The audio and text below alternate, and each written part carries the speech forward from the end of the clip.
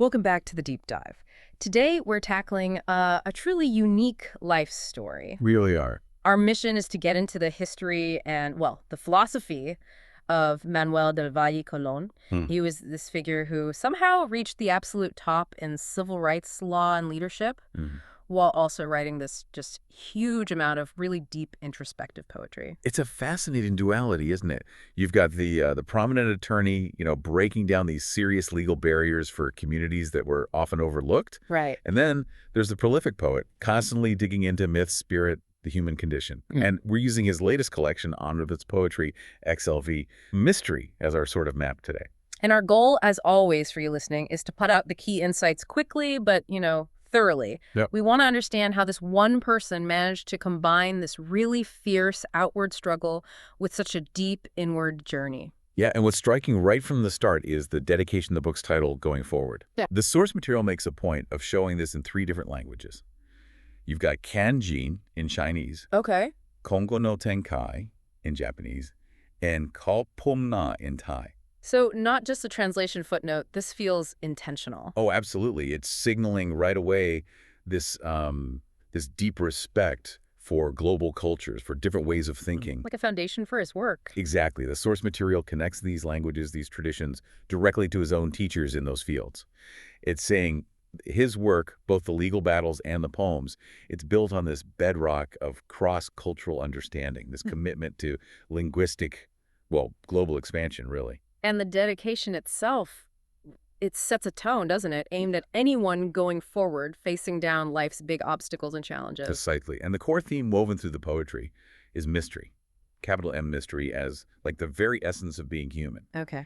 He uses this lens to look inward at time, self, connection, solitude, but also outward at the systemic stuff, power, social justice struggles. So it's bridging the personal quest and the community fight.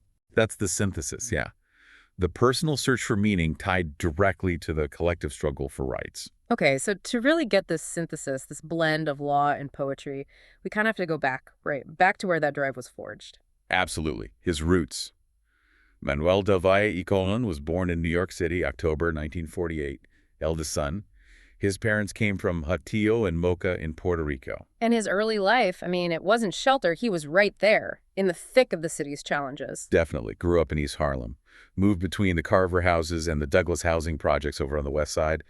That experience, you can't overstate it. It gave him this ground-level understanding of the systemic problems he'd later fight in court. He went through public schools, PS 72, junior high 54, then Brooklyn Technical High School from 62 to 66, majoring in college prep.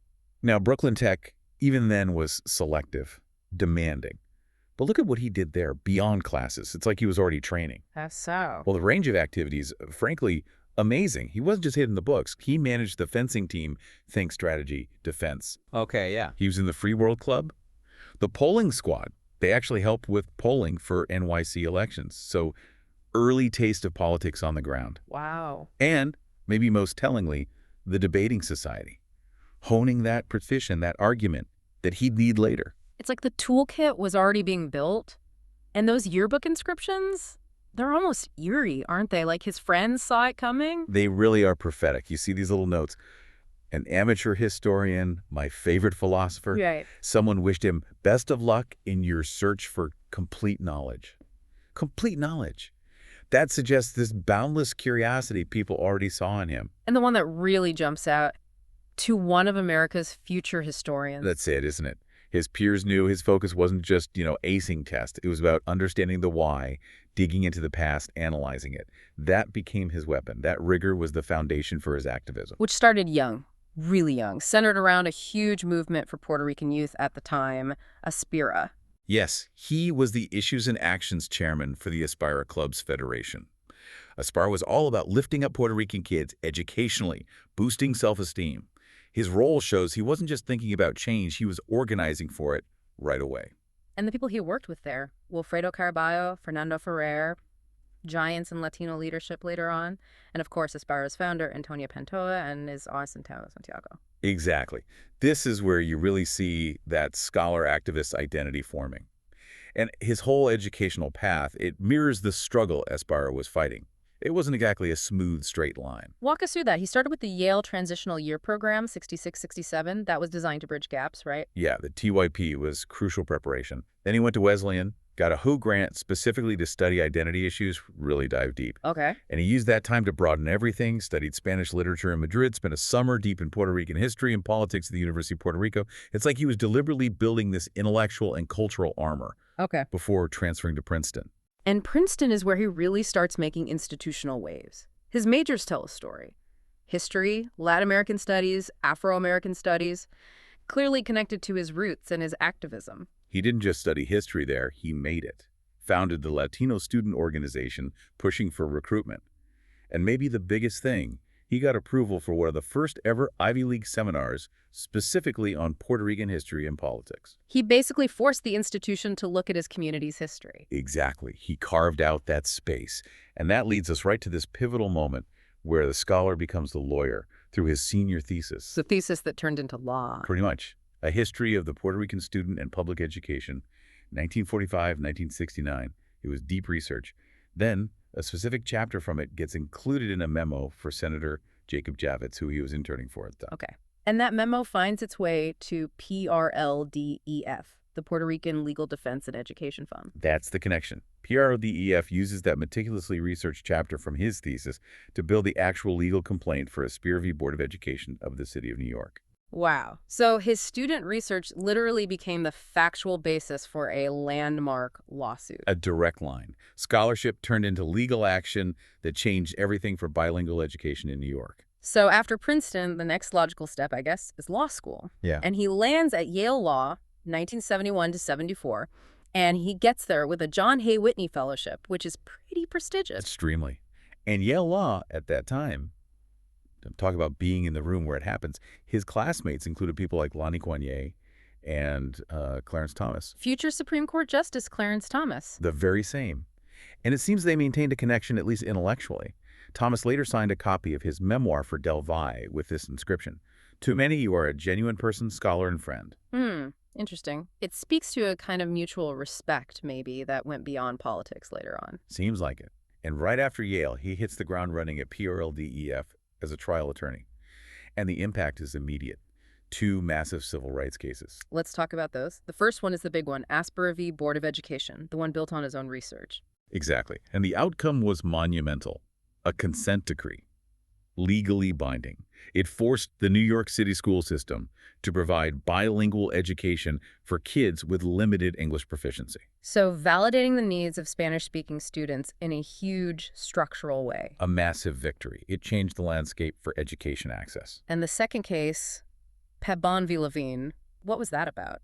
That one tackled economic access. It mandated that the New York State Unemployment Insurance Division had to provide notices and information bilingually, specifically for Spanish-speaking claimants trying to get unemployment benefits. Okay, so think about that. Education access in one case, economic support access in the other. Right. These weren't small tweaks. These 2 wins established that language barriers were legal barriers, violations of rights. They ensured people could access fundamental things, school, unemployment help. This is what that search for complete knowledge he was wished in high school. This is what it looked like in practice. Tangible change. And there's this other thread running through his life, this theme of mentorship influencing the next wave, particularly his connection to Sonia Sotomayor. Yeah, that's quite a story. He met her when he was teaching back at Princeton at the School of Public and International Affairs. And her acknowledgement of him, it's powerful. What'd she say? In his copy of her memoir, My Beloved World, she wrote, and I'm quoting here, "Manuel, you were my first role model, someone with a passion for fighting for change." Wow. My first role model from a future Supreme Court justice. It's profound, isn't it? It shows how his relentless fight, the battles he waged day in, day out, directly inspired the next generation to take up that torch. And that connection to the court gets this kind of symbolic capstone later on, right? With her investiture. It does. Apparently, Justice Thomas himself invited Del Valle to attend Justice Sotomayor's investiture ceremony. Huh. Bridging divides again. It seems his integrity, his intellectual weight, commanded respect across different viewpoints. Beyond the courtroom drama, though, he kept pushing academically. That Rockefeller Fellowship in 83-84 seems key. It was. He used that fellowship for some really deep work at the London School of Economics, LSE. He focused on the jurisprudence surrounding Puerto Rico, specifically how its cases were handled before the U.S. Supreme Court. Complex stuff. And he published that work. He did, continuing that mission, Yeah. shedding light on these often marginalized legal histories, making sure scholarship informed a policy. Then there was his Ford Foundation fellowship work on national origin discrimination. That led to a big monograph, 400 pages, and an article in the Harvard Journal of Hispanic Policy toward a language-based national origin modality. What exactly did that mean? It sounds quite technical. It is a bit technical, but the impact was huge. He was basically building the legal argument for why discriminating against someone based on their language, their accent, their lack of English fluency, should be treated as a form of national origin discrimination. Okay, so if you're denied a job because of your accent. His argument was that it's essentially the same as being denied because you're, say, from Puerto Rico or Mexico. It's tied directly to where you come from, your origin. So it should be illegal under the same civil rights laws. He gave advocates the legal tool, the framework to fight language bias. Exactly. It moved the needle from just like maybe we should accommodate different languages to discriminating based on language is illegal bias, a major conceptual leap with real-world consequences for employment, housing, services. And then he stepped into these major leadership roles. He broke barriers there, too. First, Puerto Rican chief administrative law judge for the New York State Division of Human Rights. That's a critical role. He was overseeing the legal decisions, the adjudication in really sensitive areas. The source of highlight his focus on racial harassment, sexual harassment, and significantly, AIDS discrimination cases. This was at a time when AIDS bias was rampant. Absolutely. And legally complex, often untested. He used his position, his institutional power, to ensure fairness and protect people facing immense fear and prejudice.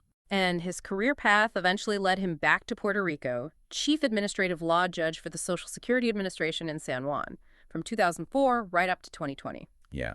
So you see this whole arc, right? From the streets of East Harlem, navigating the projects, all the way to the highest levels of legal scholarship and administrative power in both New York and Puerto Rico. It's this incredible dedication to using law, persistently, methodically, to make things better. But that's only half the story, isn't it? We've seen the fighter. Now we need to turn to the poet, to the inner world explored in mystery. Okay, so let's pivot. We've seen the relentless drive needed for the legal battles, the external world stuff. Now, how does the poetry grapple with the internal struggles, the spirit versus the fight? That's where the poet gets the space the lawyer maybe doesn't always have, space for reflection. And right away in the poem, there's a mystery in not knowing you.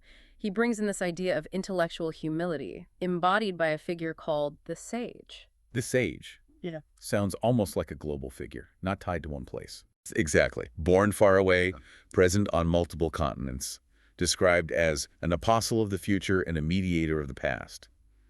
But the key idea isn't just who the sage is, it's the mysteries surrounding them. How so? The poem suggests the sage's pauses, the silences, are what actually make the listener reflect.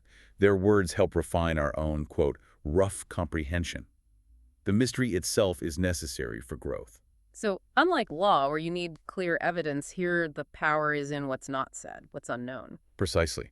The not knowing is an active force, which connects nicely to another piece, the chant home, home, home. It's about calling the individual back to this optimal mental state. And what does that optimal mind feel like in the poetry?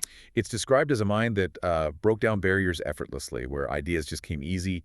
The scholar sees equations not as dauntingly complex, but as simple representations of a complex universe. Almost like intellectual flow state? Sort of. Yeah. And crucially, poverty in this state of mind is framed not as an identity, but as yet another obstacle to transcend, like a problem to be solved through intellect. Suggesting that intellectual power is the key tool for overcoming social barriers. And that power requires breadth, which leads us to this really vivid portrait of the polyglot philosopher. Apparently, his students affectionately called him Lovely. Huh. Okay. Tell me about this lovely philosopher. Well, picture this. Someone with an acquired British accent, who often uses the word lovely, but who is intellectually formidable, moves easily from Nietzsche to Goethe, knows psychology, gender studies. A real blend. Yeah, and they tackle the big global issues, international relations, labor issues, interpersonal dynamics, but their constant demand. A substantive analysis of resource misallocation. They cut right to the core economic issues. And the languages. Portuguese, Chinese, German, English, Spanish. Fluent. Right. The poem presents this figure as a kind of model for the new Europe, where switching languages isn't just normal, it's essential for solving conflicts. The implication is clear. Real problem solving, whether law or philosophy, needs this kind of linguistic and conceptual agility. The global thinker has to be the polyglot. Okay, let's dig into some of the core dualities he explores, like in Hunger is a Mystery in Red and Black. This one really gets at extremes. Total fullness versus absolute emptiness. But there's a nuance. Sometimes abstinence, hunger, is chosen deliberately. For meditation, where just water is enough, letting the mind detach, travel. So contrasting forced deprivation with chosen spiritual practice. Exactly. And the colors red for blood, life, fullness, black for night, emptiness. They're tied to balancing karma. How so? The idea seems to be that you need to experience the black night, the emptiness, to truly value the red blood, the abundance. Want or need is essential for balancing the karma in accounts that must be paid in this lifetime or the next. It forces you to value scarcity, maybe understand the plight of the hungry, which certainly resonates with the lawyer fighting for those unemployment benefits. That makes sense. Then there's this really interesting distinction he makes about secrets, professional versus personal trauma. Yes, this is crucial. Ethically, psychologically. Professional secrets think lawyer-client privilege. The poem says they must die with its holder. Absolute confidentiality. But personal secrets, especially trauma, That's different. The wound needs something else. it needs love, acceptance, forgiveness. That's the only way, according to the poem, to release the secret's power. When that happens, the secret loses its grip, its power eviscerates, and the mystery is over. So the power is in the hiding. Bringing it to light with love is the path to healing. That's the message. Concealment gives it power. Loving acceptance dissolves it. Moving towards the idea of change, revolution, the poetry is pretty direct. There is no revolution without love. Love isn't presented as like a soft, fuzzy feeling here. It's positioned as a vital political force, the bedrock for dreams, the thing that nurtures the idealist, the only thing the poem argues that can actually disarm hatred and achieve the equality that social structures often deny. It's the shield, the defense. It's the bulwark against the irresistible tides of life. You need it for real transformation, for peace, for equality. It's the moral core that has to ground the fight, ensuring the legal battles remain rooted in human dignity. And tying it all together, the lawyer's finite time, the universe's scope. He writes about time itself. Time flows away like water. It's both limited and limiting. Because we don't know how much we have, the poem urges intentionality. Focus on what truly matters. Enjoy the moments, the people, before, quote, the curtain falls. And happiness. Is it just personal? Not entirely. It's seen as something born from mutuality, from shared success, something you build up, like a reserve against future hardships. The poem says happiness should be harvested, saved, and distributed. Distributed, like shared. Yeah. But this is contrasted sharply with happiness for those trapped in poverty. For them, it's described as a phantom, an aspiration, not a current reality, which again circles back to the necessity of the lawyer's work, fighting for the basic stability needed for happiness to even become possible. Okay, now we're getting into some really mythic territory in the collection, where these big ideas get turned into very specific, almost fable-like stories. Let's start with the Oracle, the one born of the forest. Ah, yes, this is a really striking narrative.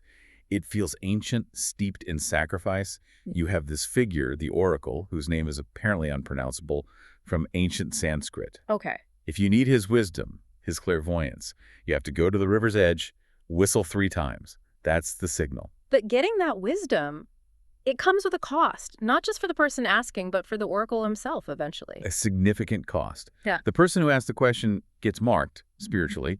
They acquire the smell of summer for the rest of their lives, a permanent sensory change. But the bigger cost is for the Oracle.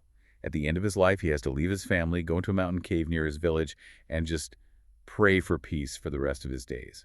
A lifelong vow. Wow. And the example wish in the story, it's incredibly selfless. It really is. A young boy comes to the Oracle, gets one wish, and he immediately uses it, not for himself, but for his mother. He wishes her to be free of cancer. And does it work? It does. The sacrifice works. His mother lives long enough to see her twin grandchildren, a boy named Day and a girl named Night. Day and night, very symbolic. Very. And then, after the mother eventually passes away, the boy honors his side of the bargain. He goes back, thanks the spirit. Fulfills the promise made to the Oracle. Exactly. Walks into the forest, protected, the poem says, by gods during the day and goddesses at night, finds that cave, and takes up the mantle of praying for the world. It's this ultimate image of sacrifice leading to spiritual peace, maybe the kind of peace sought after a life of intense struggle out in the world. The poetry also does this interesting thing, mapping planets onto the human body, making the abstract very concrete. Yeah. In the poem, the moon has legs. You get this whole cosmological anatomy. The moon has legs, the sun has hands, Earth has the heart. And it continues. Mercury gets the trunk, Venus the mind, Mars the feet, Saturn the thighs. It's quite elaborate. What's the takeaway there? What's the point of linking body parts to planets? Well, the underlying idea seems to be that we're always searching outwardly for things that are actually already inside us. We have this wanderlust for the novel, always looking for the next new thing out there. Right. But the poem kind of pulls us back, reminding us that the immense complexity of the universe, the energy holding galaxies together over eons, that same level of complexity exists within a single microbe, a cell, a quantum particle, within us. The wisdom we seek among the stars, it's already here, in the self. Okay, and maybe the most unique image, definitely the most modern-feeling mystic image, is the rabbit-masked ghost. Oh, this one is fantastic. You know, this ghost, an adult male, maybe in his 20s, bare-chested, but always wearing a soft, plush, white rabbit mask. Yeah. Can't be taken off. And only a clairvoyant can see him. So not just a random ghost, he has a specific function, right, in the modern world. He does. He's like a spiritual tech support guy. Yeah. He specifically shows up to help the clairvoyant with their tarot readings on a podcast. On a podcast, okay. Yeah. Apparently, he makes the readings more accurate. Mm-hmm. He even goes with the clairvoyant to a TV interview rehearsal, sort of ensuring it goes well. He's like this hidden guide navigating the modern media landscape. Yeah. A podcast ghost mentor. It's brilliant. It really blends the ancient mystic tradition with, well, today, but the real transformation comes later, in a dream. Right. The clairvoyant is meditating in the forest in this dream. The ghost appears, but this time he's unmasked, glowing. Oh. Speaks a powerful mantra in Pali, an ancient Buddhist language. And this transforms the clairvoyant. It does. The act itself turns the clairvoyant into a rabbit-masked ghost.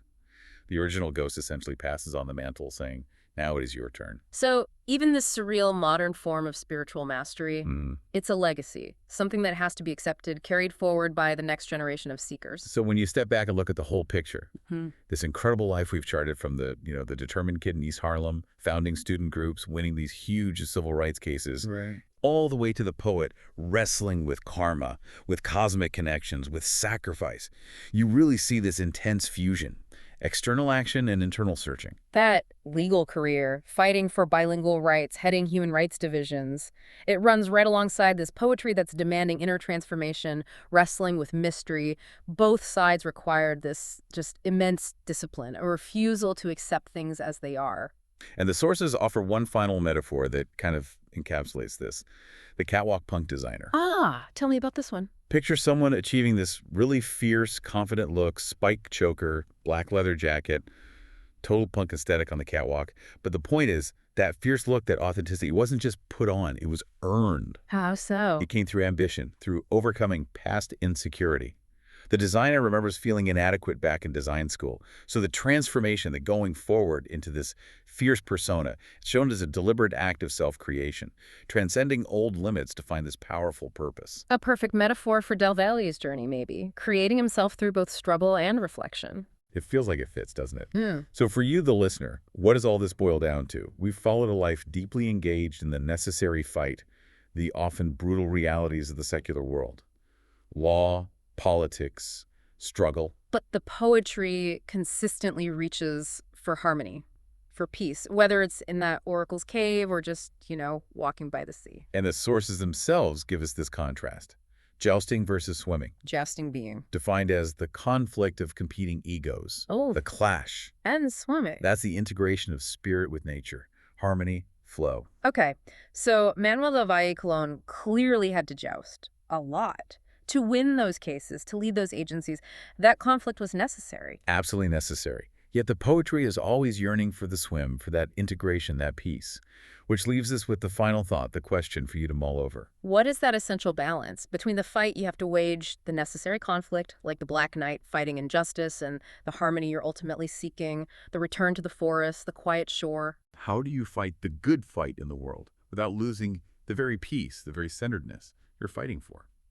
That tension. Maybe that's the enduring mystery at the heart of this life, the life of the lawyer and the poet.